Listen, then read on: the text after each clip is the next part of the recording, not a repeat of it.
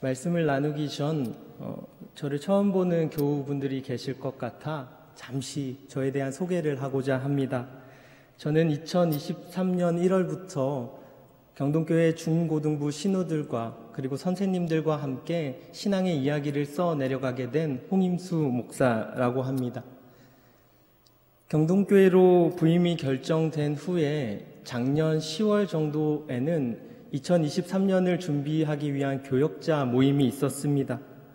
회의 도중 쉬는 시간에 담임 목사님께서는 새로운 교역자들에게 어떤 책을 가장 감명 깊게 읽었는지에 대한 질문을 하셨습니다. 저는 그 당시 감명 깊게 읽고 있었던 김진혁 교수의 우리가 믿는 것들에 대하여 라는 책과 제 신학과 신앙의 토대가 되어준 김희곤 교수님의 출애굽기의 신학을 대답하였습니다.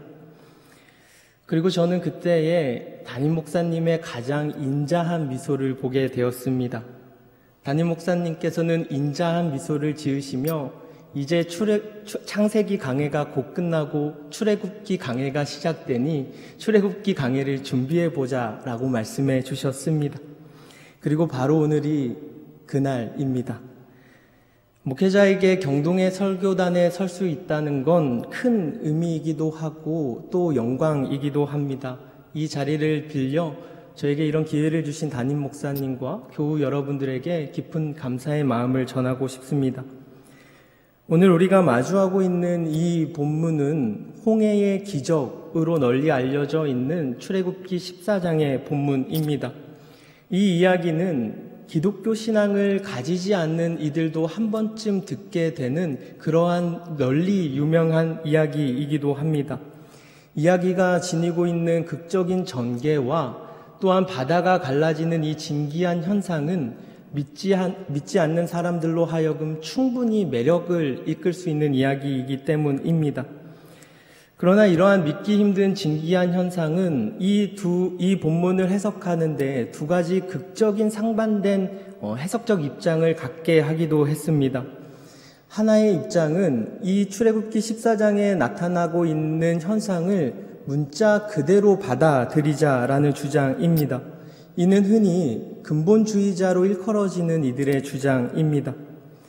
그러나 이와 반대로 이 이야기 속의 기적 현상을 수용 가능한 현상의 이야기로서 받아들이려고 했던 노력들도 있었습니다. 그래서 그들은 이 바다의 이름이 히브리어로 얌수프라는 점을 지적합니다.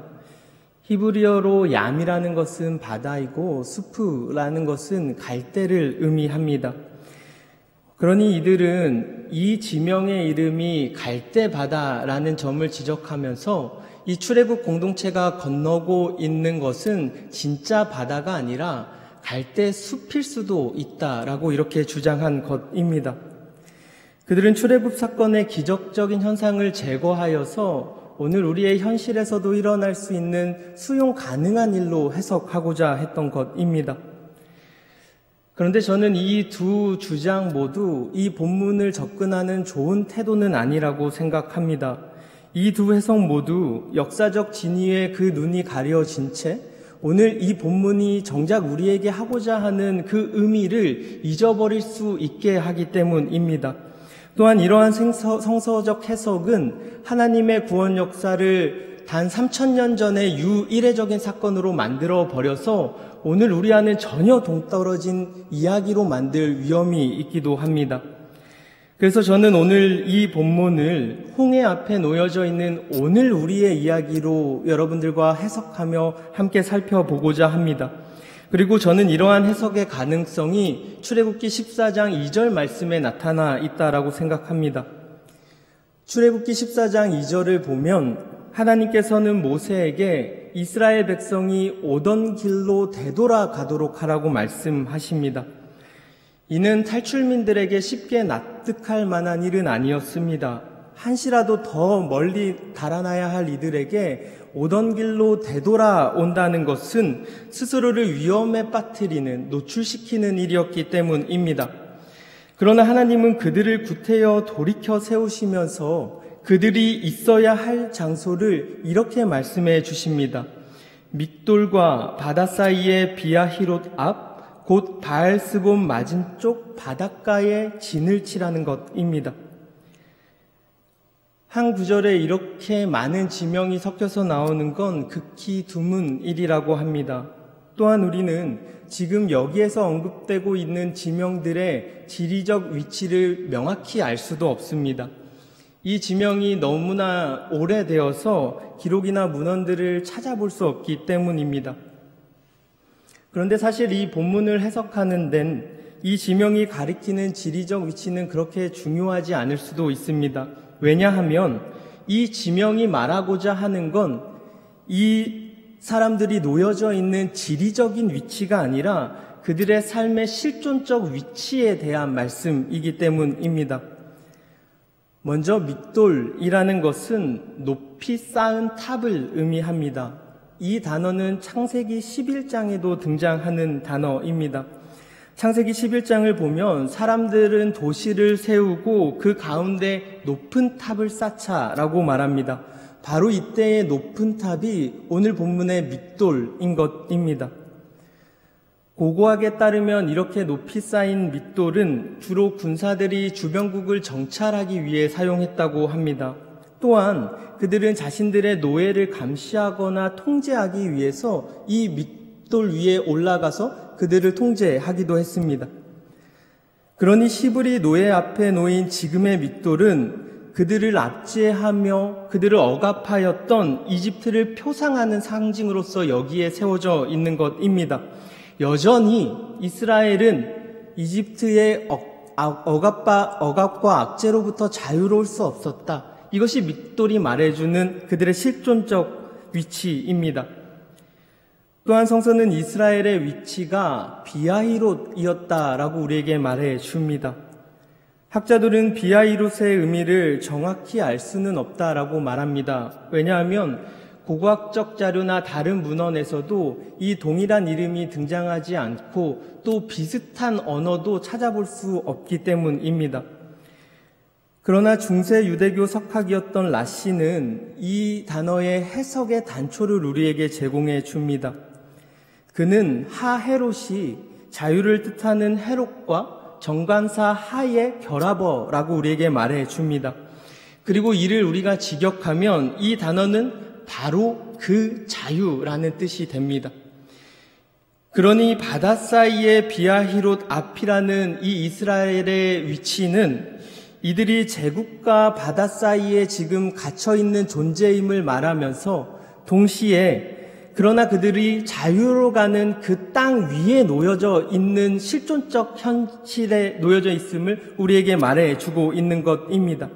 그들은 저 믹돌을 벗어나기만 하면 그리고 바다를 건너가기만 하면 자유인으로 살아갈 수 있는 땅 위에 지금 놓여져 있었던 것입니다.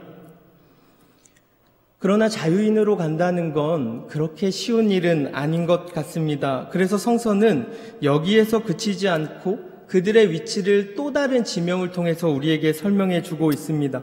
그들은 바알스본 맞은편에 있었다라는 것이 바로 그것입니다. 바알스본은 바알과 스본의 합성어입니다.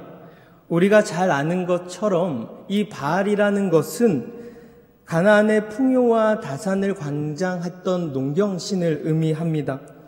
그리고 바알의 풍요와 다산의 가치는 늘 이스라엘 백성을 현혹하고 유혹하기에 충분한 매력적인 우상이기도 했습니다. 그래서 성서는 늘 우리에게 경고합니다. 바알을 조심하고 경계하여라 라고 말입니다. 그리고 바알 뒤에 붙어있는 이 스본이라는 것은 고대 근동에서 바알의 거처이자 예배처를 의미했다고 합니다.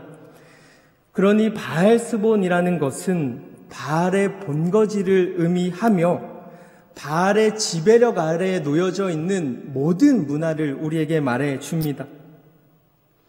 이러한 성서적 증언은 히브리 노예들이 벗어나야 할 것이 단지 제국에 의한 노예 생활만이 아니라 그들이 벗어나야 하는 것은 그들을 욕망으로 사로잡고 있던 우상, 그리고 모든 유혹으로부터 그들이 벗어나야 함을 우리에게 말해주고 있습니다.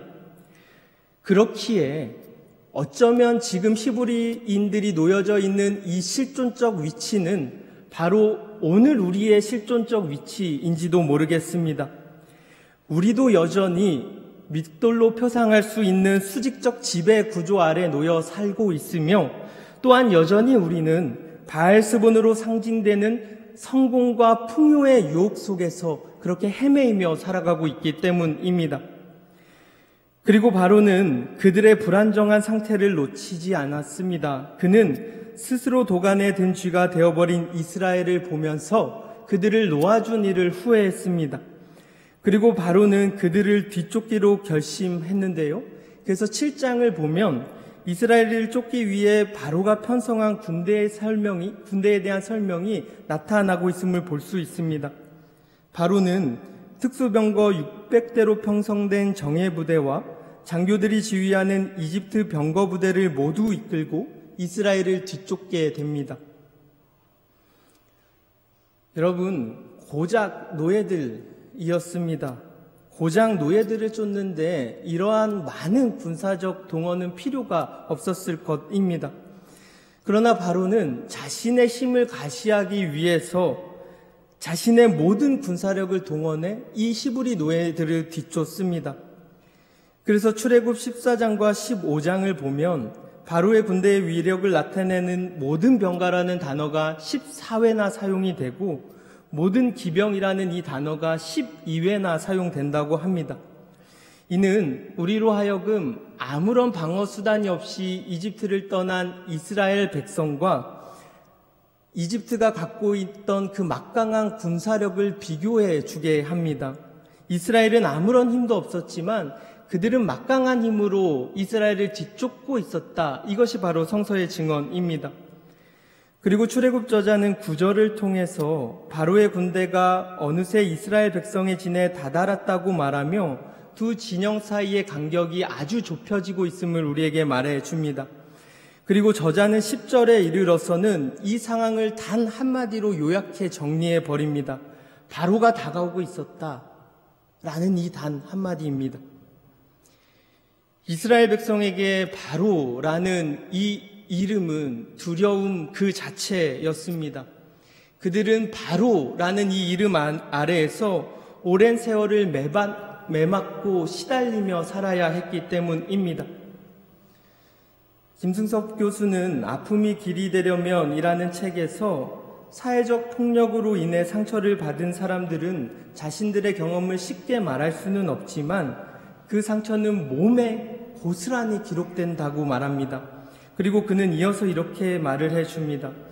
그러나 우리 몸은 스스로 말하지 못하는, 때로는 인지하지 못하는 그 상처까지도 기억하고 있습니다.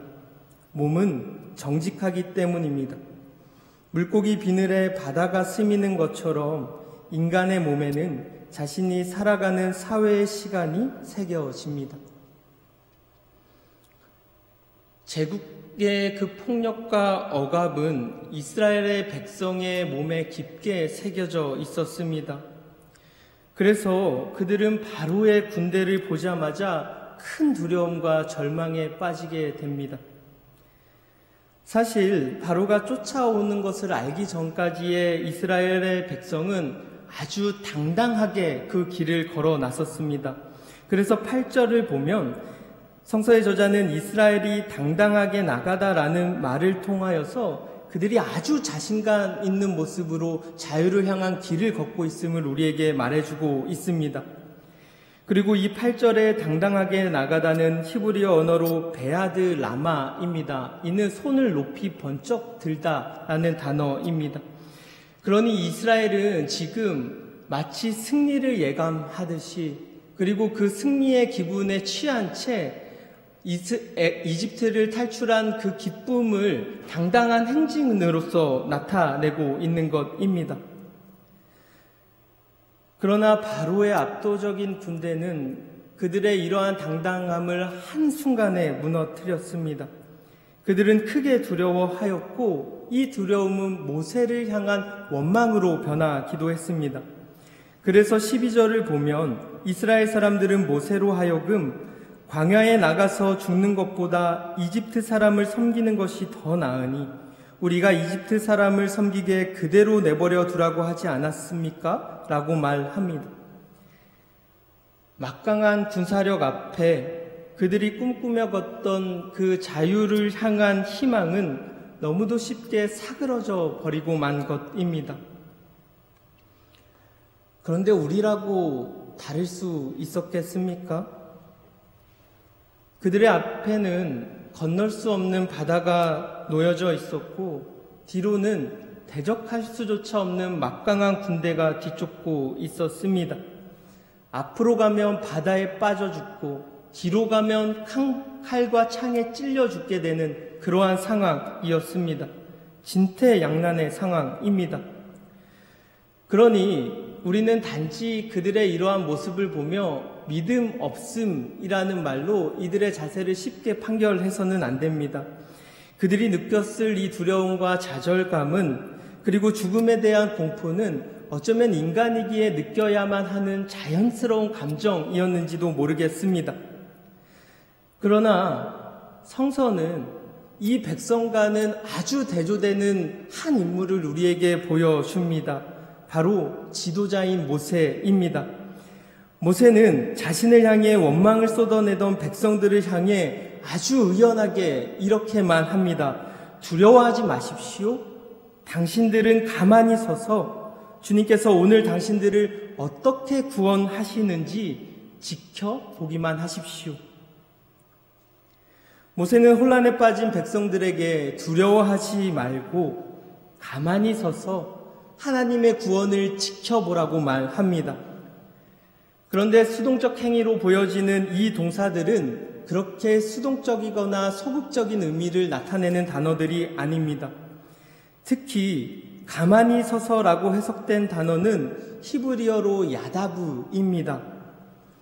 이 야다부는 중기 히브리에서는 확고히 서다라는 뜻으로 사용되었고, 유대 아람어에서는 확신이라는 단어로 사용되었고, 아람어에서는 꾸준히 지속하다라는 의미로 사용되었다고 합니다. 또한 성서는 이 단어를 자신이 있어야 할 자리에 서 있는 것으로 사용할 때도 있었고요. 전쟁에 용감히 나서거나 누군가를 대적할 때에 사용하기도 했습니다. 또는 앞으로 나아가는 모습을 이 단어로 묘사하기도 했습니다. 그러니 서 있으라라는 이 모세의 지시는 오늘 번역처럼 가만히 있으라는 이러한 수동적인 의미의 말씀이 아닙니다. 모세는 이스라엘 백성에게 꺾이지 않는 그 마음으로 하나님의 구원 역사에 적극적으로 동참할 것을 요구합니다. 확고히 서서 너의 믿음을 저버리지 않고 자유를 향한 그 길을 향해 나아가라 라는 요구입니다. 그렇다면 무엇이 이 모세로 하여금 이스라엘 백성과는 전혀 다른 믿음을 갖도록 한 것일까요? 그것은 지금 모세가 백성들에게 요구하는 것에 정답이 있습니다. 모세가 두려워하지 않고 그리고 그 자리를 지킬 수 있었던 이유는 모세에게는 백성들에게 없었던 것, 하나님의 구원의 역사를 바라볼 수 있는 그러한 눈이 있었던 것입니다. 두려움이라는 것은 백성들로 하여금 지금 자신들의 눈앞에 벌어지고 있는 형상만을 바라보게 하였습니다. 그들은 두려움으로 인해 자신 앞에 놓여져 있는 바다와 자신들의 뒤를 쫓고 있는 군사만을 바라보게 된 것입니다. 그러나 모세는 그들이 두려움으로 인해 보지 못하였던 분, 그들이 두려움으로 잊고 있었던 그 한 분을 바라볼 수 있는 눈이 있었습니다. 그리고 모세는 저 바로의 군사보다도 더 강하고 저 바다보다도 더 강하신 하나님을 바라봄으로 그렇게 두렵지 않고 떨리지 않는 마음으로 그 자리에 서 있을 수 있었던 것입니다. 그에게는 하나님을 향한 눈, 하나님이 열어주신 그 길을 바라볼 수 있는 눈이 있었던 것입니다. 저는 이 말씀을 묵상하면서 요한복음 11장에 나타난 예수께서 죽은 나사로를 살리신 이야기를 생각하게 되었습니다. 성서는 나사로가 죽은 지 나흘이나 지났다라고 말해 줌으로써 나사로의 죽음이 이제는 돌이킬 수 없는 일이라는 사실을 우리에게 말해 줍니다. 왜냐하면 유대인들에게 있어 이 나흘이라는 시간은 죽은 자의 영혼이 떠나버리는 시간이었다라고 합니다. 그러니 죽은 지 나흘이나 되었다라는 이 성서의 고백은 이미 그의 영혼이 돌이킬 수 없는 죽음의 강을 건너버렸다라는 것을 상징하는 단어입니다. 그래서 마르다는 돌을 옮겨놓으라는 예수님의 말에 죽은 지가 나흘이나 되어서 벌써 냄새가 납니다 라는 말로 대답합니다. 이제 나흘이나 되어서 나사로가 살아나는 건 불가능한 일이니 예수님 포기하십시오 라는 말입니다. 이처럼 죽임의 문화는 우리에게 나흘의 신화를 만들어냅니다. 그리고 나흘이나 지났으니 우리에게 포기할 것을 요구합니다. 그러나 믿음의 사람들에게는 나흘의 신화를 넘어서서 일하시는 하나님을 바라볼 수 있는 눈이 필요합니다. 그리고 예수님은 그러한 믿음이 계셨고, 그래서 예수님은 나흘의 죽음을 속에서 이 나흘의 죽음을 넘어 나사로를 살리시는 기적을 우리에게 보여주셨습니다. 하나님의 구원, 그리고 생명을 향한 그 하나님의 뜻은 어떤 것으로도 막을 수 없음을 주님은 나사로를 살려내심으로 우리에게 보여주고 계신 것입니다. 이처럼 생명을 향한 하나님의 의지와 구원의 역사는 그 무엇으로도 막을 수 없다라는 것이 성서의 고백이자 우리에게 요구되고 있는 믿음입니다. 오늘 우리에게는 이 믿음이 있다고 생각하시는지요? 이스라엘 백성은 나흘의 신화에 갇혀 있던 이들처럼 바다의 신화 앞에서 좌절하고 넘어졌습니다. 바다는 갈라질 수 없다라는 이 세상이 만들어 놓은 신화에 속아 그들은 쉽게 포기하고 좌절하였습니다. 그러나 하나님은 그런 이스라엘로 하여금 모세에게 이렇게 말씀하십니다. 이스라엘 백성으로 하여금 앞으로 나아가도록 하라는 명령입니다. 절대 열리지 않을 것 같이 생각되는 저 바다를 향해 한 걸음 내딛으라는 요구였습니다. 그래서 우리는 15절과 16절에 나타나고 있는 이 명령의 순서를 유심히 볼 필요가 있습니다. 15절과 16절을 보면 모세가 손을 들어 바다를 갈라지게 하는 일보다 우선시된 것은 이스라엘 백성이 앞으로 나아가라는 요구였습니다. 상식적인 순서로 생각해 보면 바다가 먼저 갈라져야 그래야 행진이 가능한 것 아니겠습니까? 그러나 하나님께서는 백성이 앞으로 나아가는 일을 그들에게 먼저 요구하셨습니다. 바로 이 한 걸음의 믿음이 저 갈라지지 않을 것 같은 바다를 여는 힘이었기 때문입니다. 그리고 이제 하나님은 지도자인 모세에게도 해야 할 일을 지시하십니다. 백성을 향해 앞으로 나아가게 하라고 말씀하신 하나님은 이제 모세에게 너는 지팡이를 들고 바다 위로 너의 팔을 내밀어 바다가 갈라지게 하여라 라고 말씀하십니다. 모세에게 이 명령을 받아들인다는 건 그리 쉬운 일이 아니었을지도 모르겠습니다. 자칫하면 온 백성 앞에서 수모를 겪게 되는, 창피를 겪게 되는 일이 될 수도 있기 때문입니다. 그러나 모세는 하나님의 명령대로 행했습니다. 그리고 성서는 모세가 그대로 하자 갈라질 것 같지 않던 그 바다가 갈라져서 마른 땅을 드러내었다라고 우리에게 전해줍니다. 그런데 한 가지 재미있는 점은 성서는 정작 바다를 갈랐던 게 모세의 팔이 아니라는 사실을 우리에게 상기시켜 주고 있습니다. 그래서 21절을 보면 이렇게 되어 있습니다. 모세가 바다 위로 팔을 내밀자 주님께서 강한 동풍으로 바닷물을 밀어내셨다. 성서의 저자는 지금 하나님께서 바다를 가르시고 있는 그 도구가 모세가 아니라 강한 동풍이라는 사실을 우리에게 상기시켜 줍니다. 바다를 가른 것, 그것은 모세의 팔이 아니라 하나님께서 불리신 바람, 거대한 바람이었다라는 것입니다. 그러나 하나님은 바다를 가르기 위해서 모세에게 팔을 내미는 행위를 요구하셨습니다. 하나님에게 필요했던 건 바다를 가를 수 있는 모세의 힘이 아니라 저 바다가 갈라질 수 있을 거라는 하나님의 말씀에 따라 그 말씀에 의지하여 행동하는 모세의 그 작은 믿음이었기 때문입니다. 신앙의 고백 중에는 우리 없이 세상을 창조하신 하나님은 그러나 세상의 완성을 위해서 우리와 함께 일하시기를 원하신다라는 고백이 있습니다. 우리 없이 세상을 창조하신 하나님은 이 세상의 구원의 역사를 이루시기 위해서는 우리를 필요로 하시며 우리를 부르시고 계신다라는 고백입니다. 그래서 모세가 바다를 가르고 있는 이 진귀한 장면은 창조의 순간에 일어났던 한 장면을 우리에게 연상시키도록 합니다.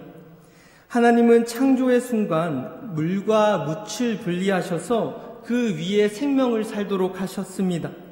그런데 지금 모세의 팔을 들어 사용하시는 하나님은 이스라엘 백성을 가로막던 물을 가르시어 물과 마른 땅을 분리해어 내시고 그 마른 땅으로 이스라엘의 백성들이 지나가도록 하셨습니다.